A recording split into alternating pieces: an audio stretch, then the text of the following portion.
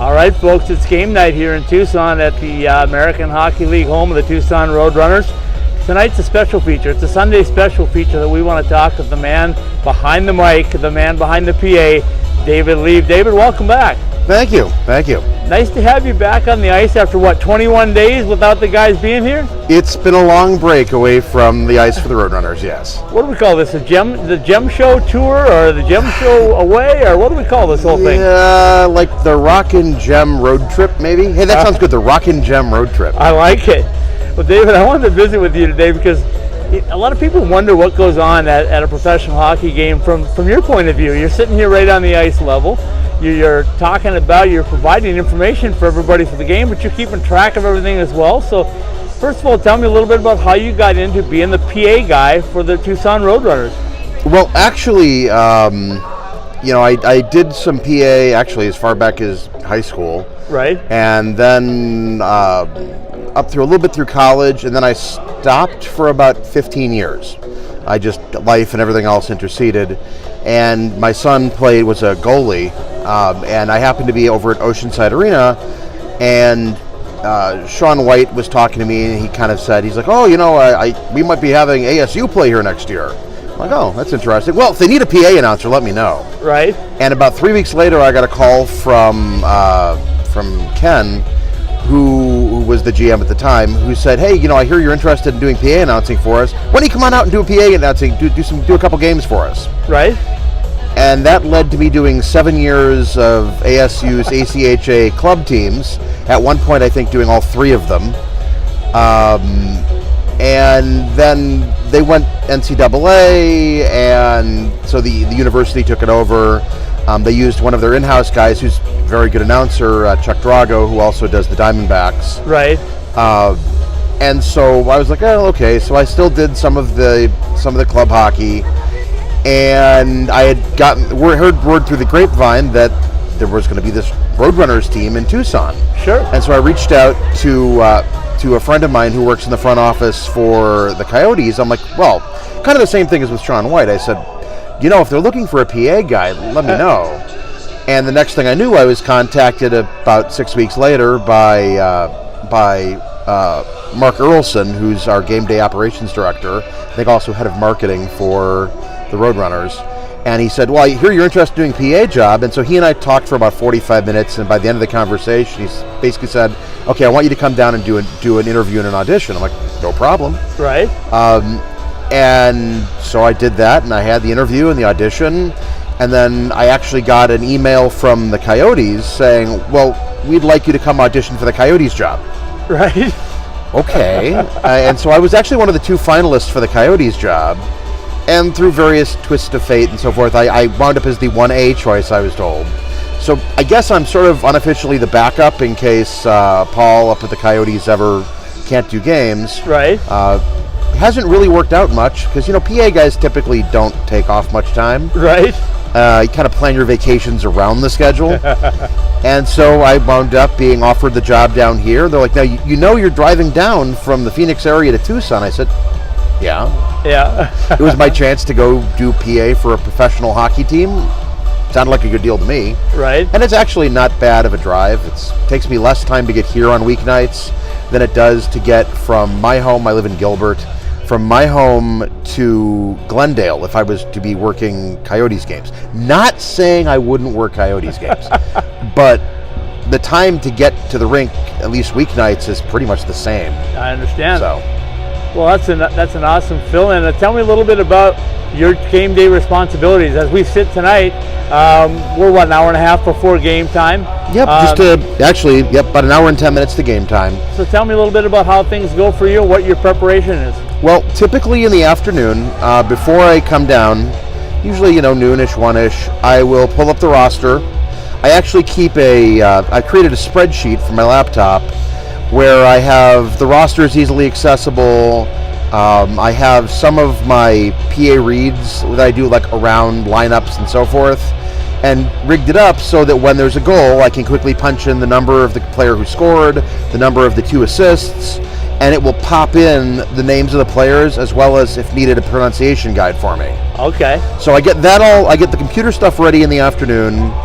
Usually about 3:15ish in the afternoon, I'll hop in the car and head down. We have a pregame meeting at 5 where we go over, what's going to happen, what the promotions are that night, anything special that's going on. I'm then given my daily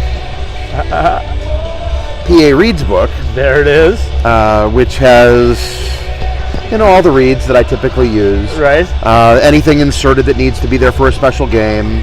Occasionally, Mark, who's our director, will throw something in the middle of it and say, hey, do you mind, adding a PA for this? And I'll just kind of scribble something down and add it. But that's usually from about 5 to 5:15. We have our meeting. Typically then they feed the staff, so I go down and have a little bit of dinner and head to the box at about 6 o'clock. From that point until about 6:15, I'm getting my computer set up. I'm making sure everything's kind of spaced in a way that nothing's right on top of something else, so I can actually get to my book, get to my computer, so when something happens, I'm not scrambling to find what I need to do. And generally about that point, I get the call, okay, we're going to start the opening video, get ready to watch for flying pucks. Right. And from that point, I'm pretty much on call for the next 3 hours. Right. 3.5 hours. Basically, Mark will call out on the headset. He'll say, okay, I want you to do this read or these 3 reads, or it's time to do introductions. It's time to do the scratches for the game. Right. And so I'll go to the computer and I'll look at those and I'll pull and do those. And then even things like we added this last year, he'll use me to kind of get the crowd going each period, just to tell them to get loud, and I try to come up with something as creative as possible usually to say, right, so it doesn't sound dull and say the same thing every game. And then I'm pretty much stuck in there doing PA reads until the game is over, and then typically I walk out. We do sort of a post-game, a post-game debriefing. Right. And I strip off the jersey and I just sneak out the side door and take the drive home, usually getting home on a night game, usually around 11:30, quarter to midnight. So tell me a little bit about being in the box. Obviously the play is fast and furious, it's right in front of you. What's been the most exciting thing you've seen right in front of you? Well, I mean, there've been a couple of fights that were relatively close to the glass. When you're sitting right here, which is literally I'm right next to the visitors' penalty box. Yeah. You get to hear some colorful things screamed occasionally, both at the ice and at the player in the other box if there was a fight. Right. But honestly, the most memorable thing I ever saw was November of last year, November of 2016. I'm sitting here, and roughly where the face-off dot is next to the Fox Sports logo on the ice is where Craig Cunningham went down. Right. And, everything else that I've ever seen on the ice, nothing will have as much impact as that did. Right. And basically my job that night was, okay, throw the book out. At this point, it's okay, David, say something, tell the crowd just to stay calm and everything's okay. And so kind of crowd control in a way became part of my job the rest of the evening. Sure. Which, was relatively tricky, but you do what you got to do, and it's a miracle that Craig is still here with us today and doing what he's doing. So. Yeah, I was standing right down on the end of the glass down there as things were going on, and it's the most shocking thing I've seen in all my years of hockey as well, and just to see him come back on the ice and recover the way he is nothing short of a miracle in my book. No, agreed. Every time I see him, and he's here often because he's a scout for the Coyotes now. Yeah. I'd say at least once every 2 or 3 games I'll see him in back talking to the players, and it almost brings tears to my eyes every time I see him back there. Yeah, absolutely. Tell me a little bit about the Tucson Arena and the atmosphere here. I'm sure now people can hear the music behind us. Yes. They know that this place can bring it, that when the fans are here and they're into it, and you got a first place team. What's it like being the PA guy for a first place team? It is really cool being the PA guy for a team that has this kind of fan base. Right. I mean, we averaged, I think, about 4,500 a game last season. We're probably probably right around that again this year. The arena seats about 6,700, but even when we've had like a weeknight game and there are only 2,000 fans here, this place gets loud. Right. I mean, they don't care that there may not be another person for 4 seats or 5 seats over. They support their team. Right. And, you know, whether it's 1,000 fans or 7,000 fans, the people of Tucson and the surrounding areas who support this team love their hockey. And when they come down here, I remember when I was working doing the ASU club games. Yep. I'd hear these stories about, well, you know, man, when you go to Tucson to play the Wildcats, it's a whole nother story. Right. But where I came in was about the beginning to middle part of that streak where ASU just kind of dominated. Yep. So the fans weren't as into it. It was kind of lulled. But the first couple games I did here, I could see exactly what those people were talking about. Right. They got into this team. Even last year, towards the end of the season, when the team really kind of fell off and missed the playoffs, fans still showed up. They were still loud. They were still proud of their team. So what do you anticipate of this team? And I'm thinking right now where they stand, they're going to make the playoffs. What do you expect with playoff hockey in Tucson?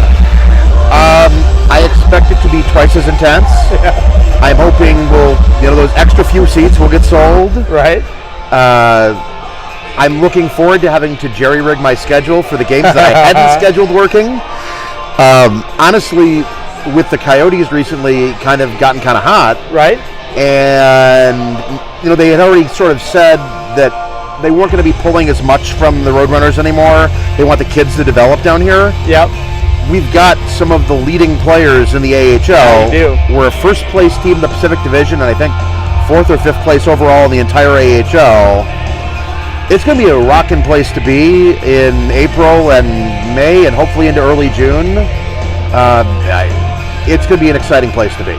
We've got some powerful players. And I got to ask you and wrap things up with hockey players are from not only the United States, but they're from Canada, they're from Europe. What is the craziest name that you've had to pronounce and the one that you maybe had the most difficulty with? Well, there's still some debate over Artur Chinoyan. I heard his name pronounced on an interview at one point, and it was Chinoyan. Right. And then somebody said, no, it's Tainulin. I'm like, okay. And then somebody said, no, it's Chinulin. And it's not even a long, difficult name. It's like 7 letters. It's not complicated.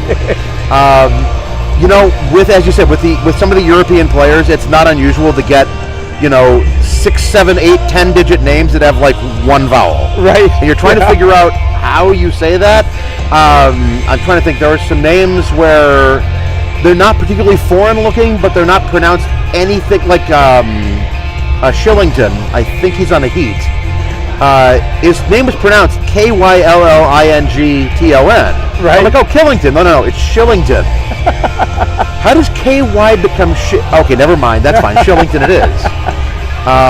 But yeah, I mean, I get a lot of assistance. I'm actually part of a Facebook group of PA announcers from the AHL. We kind of share pronunciations as much as we can. Right. I've got Walt Ruff, who's our PR guy, who's fantastic helping with that.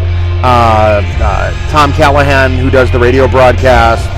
So I'm usually pretty spot on, and honestly, the ones where like no one's really sure, I'll just wait until the player hits the penalty box the first time. Right. I'll be like, hey, did I pronounce your name right? Yeah, that was going to be my next question. Do you get a chance to talk to the guys in the penalty box? I try not to often because there's enough going on in the game, and I actually kind of keep scratch score and all that as it's going.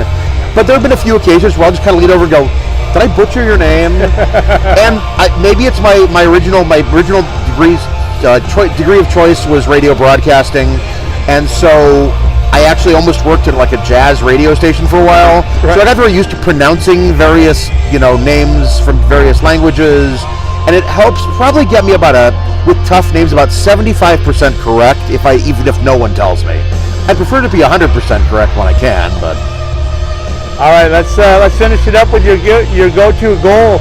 How do you give us a good goal scoring for Dylan Strome from whoever you want? Well, I mean, I do try to keep it somewhat subdued, but Roadrunners goal scored by number 91, Dylan Strome. Strome assisted by number 38, Nick Merkley, and number 67, Lawson Krause. That's Strome from Merkley and Krause at 8:43 of the third period. That's it, folks. It doesn't get any better than that. David, thank you for your time. And, Thank you. And we'll be listening. Thank you.